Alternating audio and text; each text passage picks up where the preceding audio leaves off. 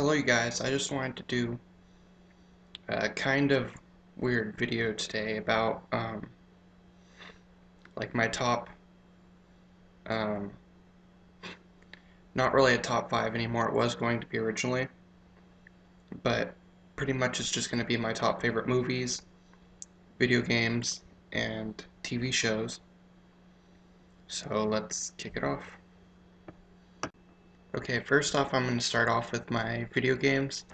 I've got a very large stack here, and it's I might go into detail with a lot of these because I love a lot of these games. Um, but here we go. First game that we got here is the Sonic Mega Collection, because to be perfectly honest, I couldn't pick one Sonic game to do because I love just about all of them. Um, oh, and while I'm at it, I might as well add Sonic Generations to it too, because I also love this game. And it really blew me away because I wasn't expecting there to be like a really good 3D Sonic game again after Sonic Adventure, but it really surprised me and it's really good.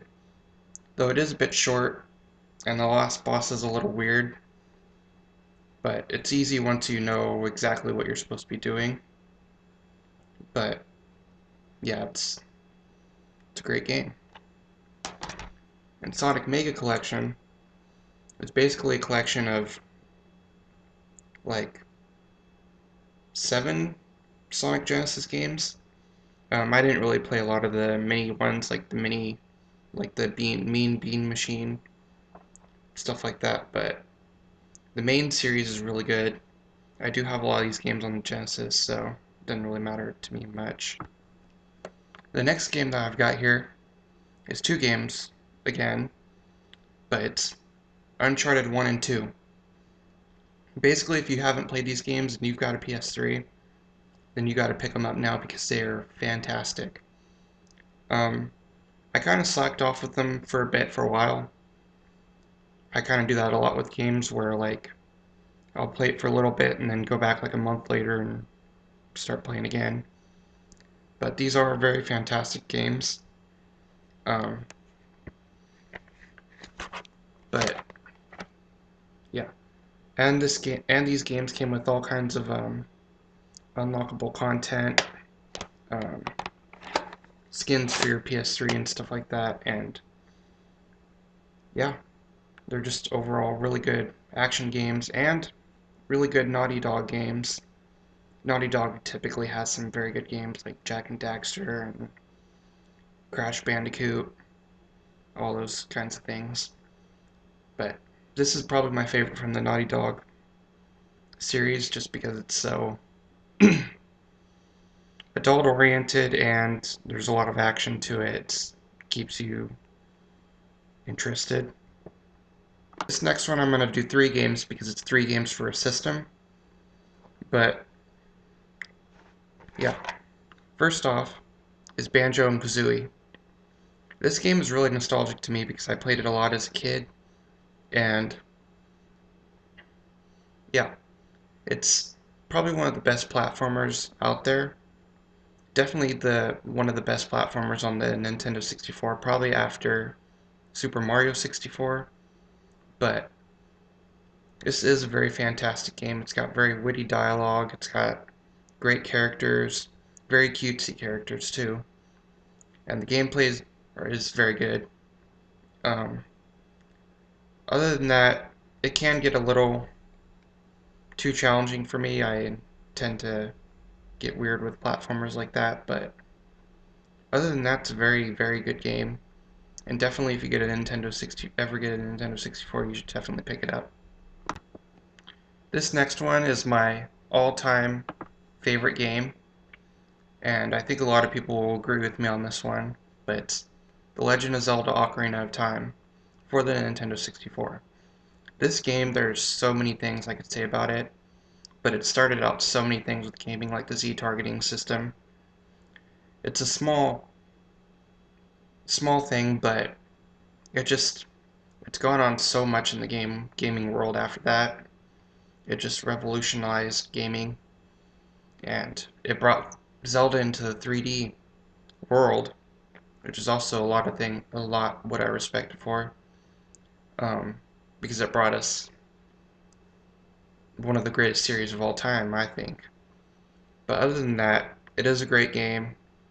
I've been through it multiple times. It's one of those games to where like I want to play it again right after I beat it. But it is a very great game, and I love it a lot. It's my one of my all-time favorite games. I'm not gonna say it's my all-time favorite game because there probably are some things that could top it, but it is a very great game, and I would say one of my all-time favorite games. Oh, and the 3DS version is very good as well, if you can't find the Nintendo 64 one. My next game, I am gonna say, is probably my all-time favorite game because I get really, really connected to this one very fast. It's really, really nostalgic for me, and I really love it. But that's Super Mario 64. This is probably the one Nintendo 64 game that I absolutely had to have boxed because it's so special to me and so nostalgic. It's one of the first games I ever played, or at least remember playing because I played a lot of games back then. But it's a very good game. Um, I was never able to beat it as a kid, but then recently I was able to get to the end and beat it and all that. And yes, it's got a pretty simplistic storyline, but other than that, it's a very great game. And it's another one of those games that revolutionized platformers as we know it. And what else can I say about this game? It's a very great game. Another thing I wanted to point out, because it's really funny, is the manual cover art. I don't know if you could see it or not, but it just is hilarious to me. It's just funny seeing Mario get flamed in the butt. I don't know why. It's just funny to me. And some of the things they put in the manual too is like funny, like the plot and stuff. How they describe it, it's really funny. This next one is a pretty underrated gem.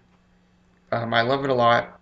I haven't beaten it yet, but I have gotten past the first part, and I think I could formulate an opinion on it. But that's Solo to Robo, Red the Hunter. It is a very good action RPG game. Um, it's not too hard. It never gets insanely hard or anything. But the storyline is the best part. It really, um, it just, it drags it. You can never really put it down once you start playing it. It's really hard for me to put it down. And I know a lot of people say the gameplay is really repetitive, but I actually love it quite a bit. It's definitely my favorite DS game, and it's probably one of my favorite RPG games. But yeah.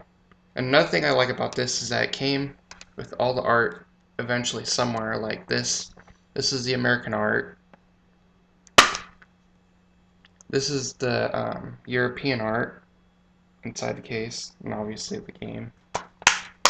And then it comes with the art for the Japanese release inside the soundtrack that came with the game. And the art's really nice to this as well. I really love the art. Like even on the CD right here, I don't know if you could see it, but it's like a giant island thing. And then inside the CD thing right here, it's like a really nice overview of the town and stuff. Really nice art to it. Some more art on the back and stuff. But yeah, this is a very great game.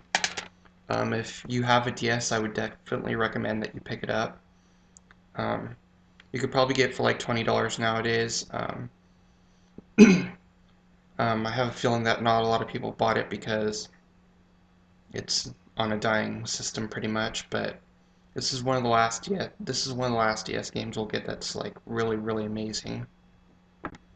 This next one is not one I played very much, but because it's one I got this weekend, but that's Kid Icarus Uprising or Icarus Uprising. This game is very good. I wasn't sure how the battle system would hold out and stuff, but it really actually controls really well. The online's really fun. Everything about it's just great. I wasn't really sure about the 3DS in general at first, but then I got in and I was like wowed. I was blown away by how good the system is. And the amount of launch titles that or the amount of titles that are coming out there, just like really good games. Um, there's still a lot of things I need to get, like Super Mario 3D Land and all those. I'm waiting for Kingdom Hearts 3D, which is yeah, obviously Kingdom Hearts is a great game, and I'm pretty sure the 3D version of it will be great. Not to mention Kingdom Hearts 3D. The Kingdom Hearts 3D game is going to be the next in the story, so basically Kingdom Hearts 3 is going to take off directly where it left off. Another thing I wanted to mention with Kid Icarus is that it comes with a stand. It's actually very useful. It helps to take away like to where your hands aren't hurting as much and stuff. But to be honest, I don't really use it often because I don't often have a flat surface to put it on. But what can you do really? I mean, I usually just put it on my lap or something and play it like that. This last part I'm going to do 3 games because they're all pretty much tied to me. I had a really hard time picking for this system because it's a very great system and it's got a lot of good games. So first off, I'm going to start off with Super Mario Bros. 3. What can I say about this game that hasn't been said? This game pretty much revolutionized gaming, or Mario gaming. It's a great platformer. There's a lot of really great levels, like the Little Big World is very great. A lot of the levels are very good. Um, I don't often play it on the original Nintendo. I usually play the Super Mario All-Stars version on my Super Nintendo. But this is a very great game. Another great one that my friend actually gave to me for Christmas is Journey to Silius. This is a very great, like, Mega Man-like game. It's very hard, though, to me. Because I always have a hard time with, like, Mega Man-like games. But it's a very good run and gun type game. It's got some platforming elements to it. It's got very specific controls to it, so it can get very hard to get used to. But really, once you get used to it, it's a very good game.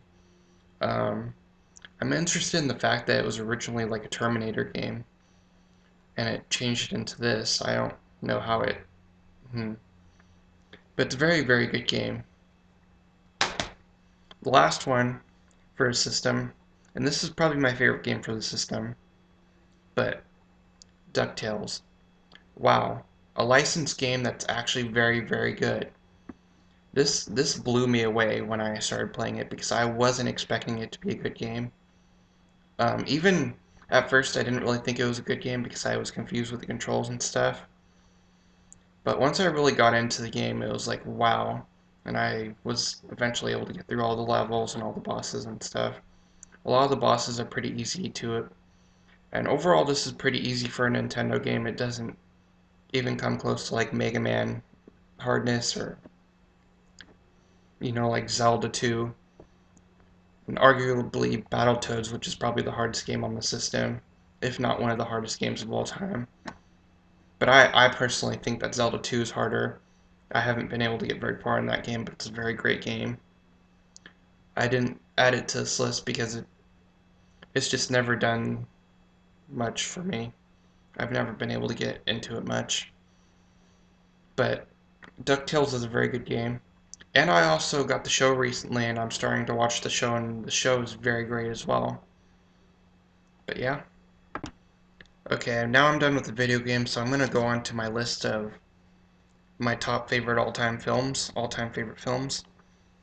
First one I'm going to go with, and I like a lot of this director's films. I haven't really seen a bad film from him, but Kill Bill. And I don't have Volume 2, but I count it as one film, Kill Bill Volume 1, Kill Bill Volume 2. This is my favorite of the two parts, but I do count it as one movie because it's meant to continue on and be one story. But this movie is very, very good.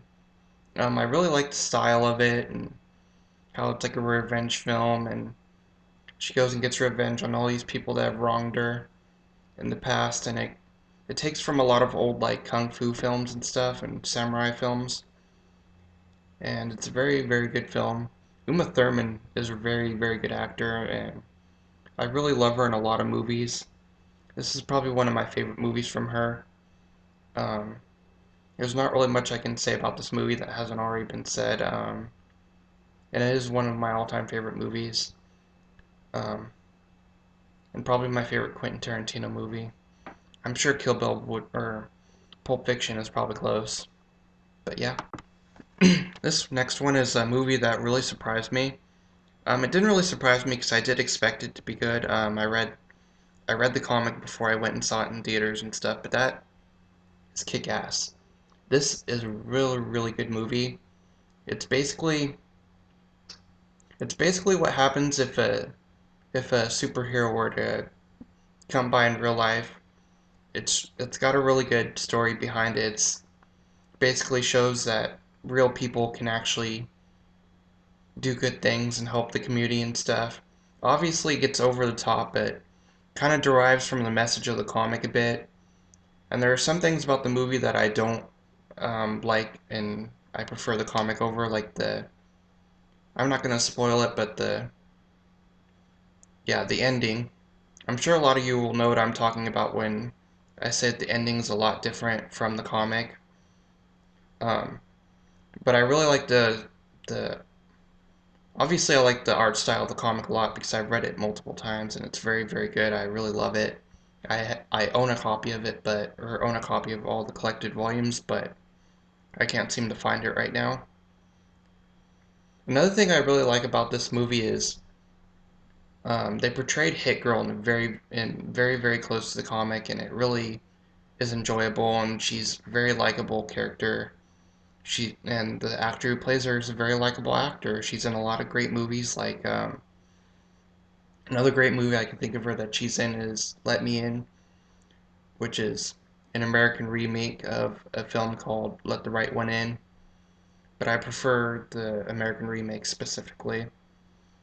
But this is a very, very good movie, and there's not much else I could say about it without spoiling it.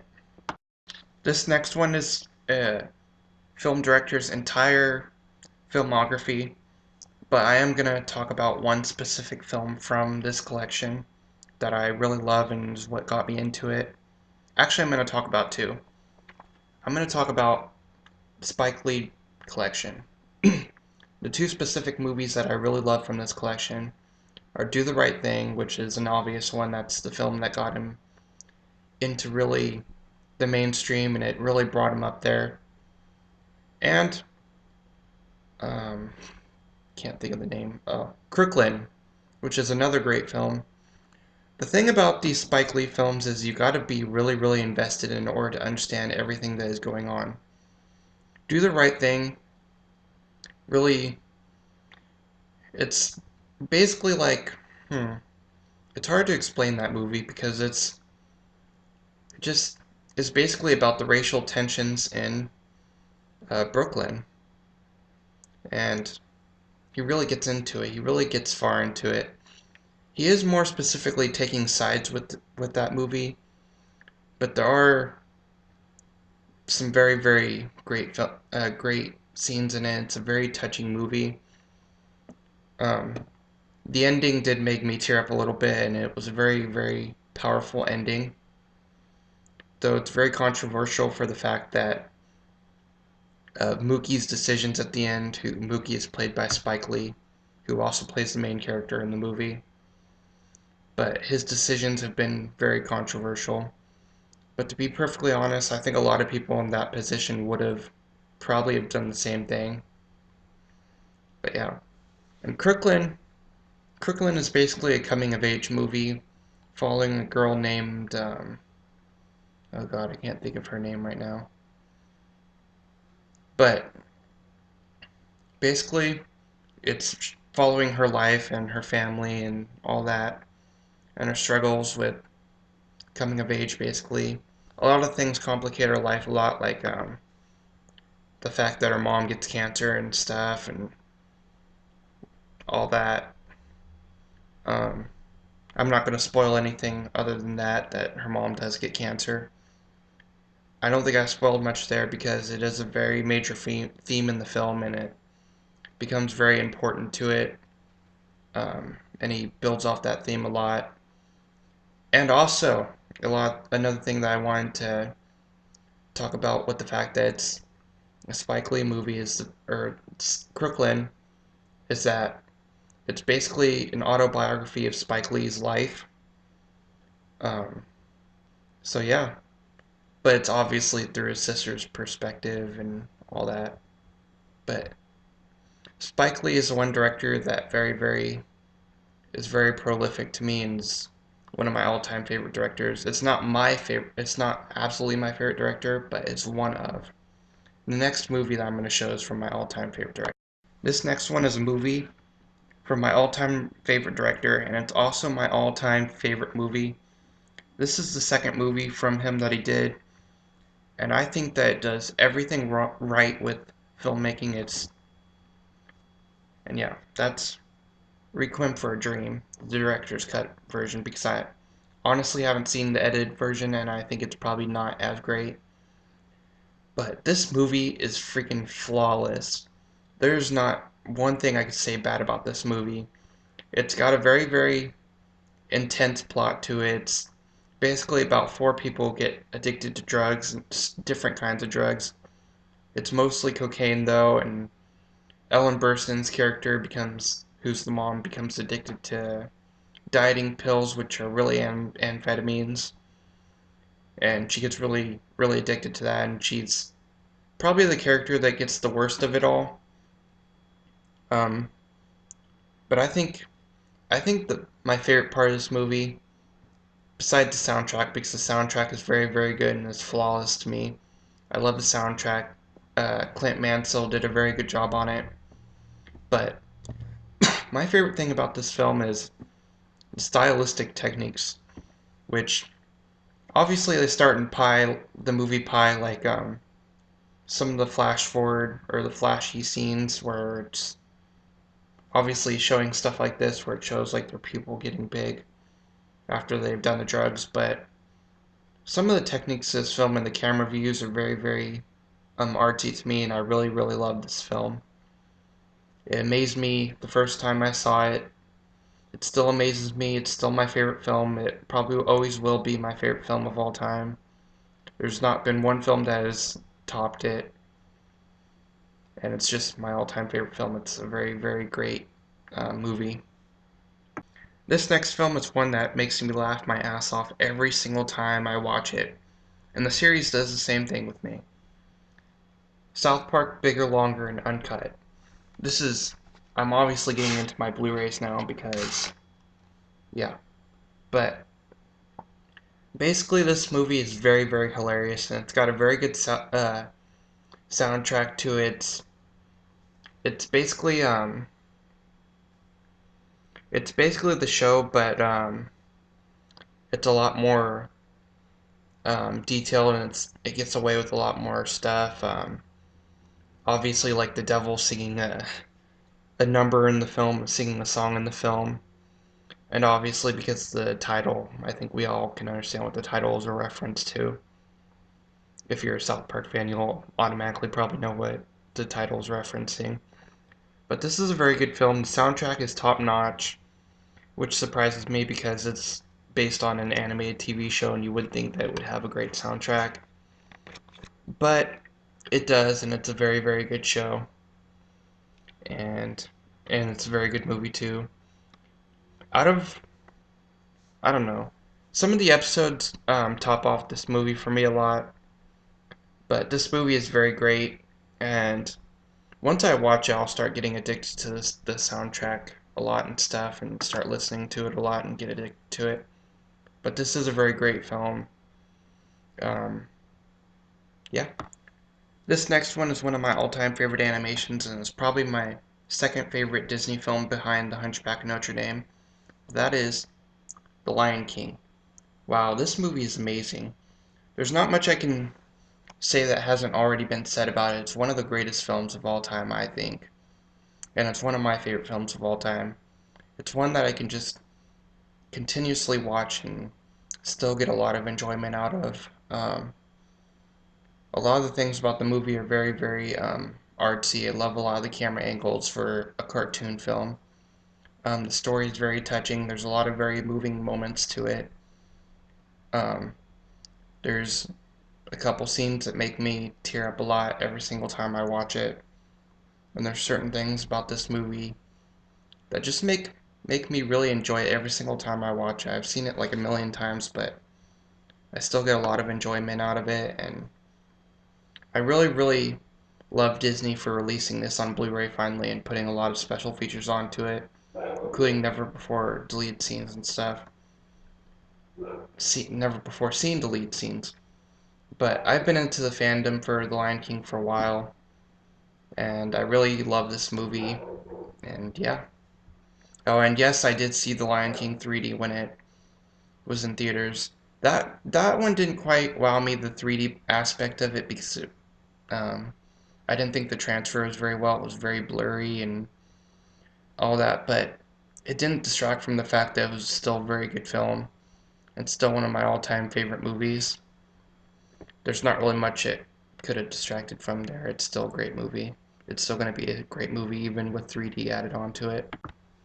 This last one I'm not going to say about much about because you just need to watch it. It's one of the greatest films of all time, and that is American Beauty.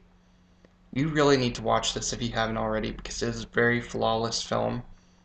The plot is very good. It's basically about this guy who, at the beginning, he tells you that he's died and stuff, and you're pretty much trying to figure out who killed him. A lot of the movie is a guessing game about who killed him and stuff, and all that. I could say that every single performance in this entire movie is very spot on. This movie really got me into Kevin Spacey. I wanted to watch more movies from him afterwards. And the only real movie that I watched after that that really got to me that was a very good movie was K-Pax. That's another very good Kevin Spacey film. But this is a very, very good movie. It's obviously a beautiful film. It focuses on the beauty of life and all that, and it does kind of get into teen drama a lot, and coming of age. But other than that, it's a very, very good film. Um, it's kind of got a bit of a depressing ending, but then it also gets really lighthearted at the same time, and he's got a very optimistic view of his death and all that. And it's just a very good film, and you definitely need to watch it if you haven't already. Okay, these next 5 items are going to be for TV shows, basically. And the first one I'm going to show is Tales from the Crypt. I have season 2 as well. I don't have the other, I think 4 seasons, but I do. I've seen a lot of it. This is a very good horror anthology series. Um, a lot of things about it really get to me. This is my favorite season of them. I don't know why it's my favorite season, just some things about it, like the Santa Claus killer and the episode where there's this guy who basically trades his places with the cat and he gets 9 lives. There's an episode where this couple goes on a honeymoon and you figure out something really, really creepy um, about the bride. And you also figure out something kind of creepy about the husband, too. There's also an episode where this guy goes around and takes villains and or bad guys into his own hands and he kills them and stuff. There's another episode where this guy gets into taxidermy and it really upsets his wife. Um, there's an episode where this girl um, basically tries to be beautiful and stuff like that. And I don't want to give much away from that episode, but it's a very good episode. This entire series is very good. This also came with a very, very good documentary on it about the Tales from the Crypt comics mainly, and then it goes into um, the show and stuff, and it just goes into everything about the series. But it's a very, very good watch. This is an HBO series, so obviously I wouldn't recommend it for kids, but it's a very great series, and you should definitely give it a try if you haven't watched it yet, and if you're a good fan of horror, big fan of horror. This next one is technically not a TV show, but it has been shown on TV very many times. But it's technically a series of theatrical shorts, and that's Tom and Jerry. I was very hyped up over this Blu-ray for a while because it shows the completely unedited versions of the original Tom and Jerry shorts. The first, I think, yeah, 37 of them, and they're remastered. It shows them in 1080p quality. And I really enjoy this series. I haven't really watched it much since I've gotten it, but it's definitely a series to look into if you're into like old cartoons and stuff. But there's a lot of things about it that obviously are dated, but it's definitely a very great cartoon, and you should definitely give it a try if you haven't seen it. This next one is one of my favorite cartoons from my childhood. It's very nostalgic to me, and that is Courage the Cowardly Dog. This is a very, very good show, and I really enjoyed it a lot, and there's certain things about it that really scared me as a kid. Like the King Ramses episode obviously scares a lot of people. The Return the Slab, or Suffer My Curse. A lot of things about this show I really love. And I was really hyped up about getting this DVD when it came out. I waited for it for like months, and then I got it like the second day it came out. Well, I ordered it off of Amazon like the second day it came out. And there's certain things about this show that I really enjoy. I really love the horror elements of this show. I really love. I like a lot of this guy's other like short programs and stuff, shorts and stuff. He's got a very good artsy style to him that I really enjoy. And this show really is kind of scary to an extent for especially for a child. And there's a lot of really funny elements to it too that I really enjoy. But yeah, if you haven't seen this, then you should definitely watch it, especially if you're into like nine or early 2000 cartoons and stuff. You'd really get a kick out of it. This next one is an anime, and it's very, very good. You should definitely give it a try. It's not as good as Cowboy Bebop, but I don't have that series, and I'm not going to show anything that I don't have really. But that is Dragon Ball Z. Um, this show is very, very great. Um, I love I love a lot of things about it. The only thing I really don't like about this film or this TV show is the fact that it's got a lot of filler in it. But that was pretty much fixed with Dragon Ball Z Kai. Um, but yeah, very great show. You should definitely give it a try if you haven't seen it. This show is very nostalgic to me because it's one of the first ever action shows I got into. But I'm not going to say much because there's not really much I could say that hasn't already been said. It's a very great show, and you should give it a try. And the last thing on this collection before I go, because my voice is starting to run out and all that, but that is South Park. Since I already went to the movie, I'm not going to go into this much, but I'm just going to say that this is a very good series, and if you haven't already seen it, you should definitely give it a try.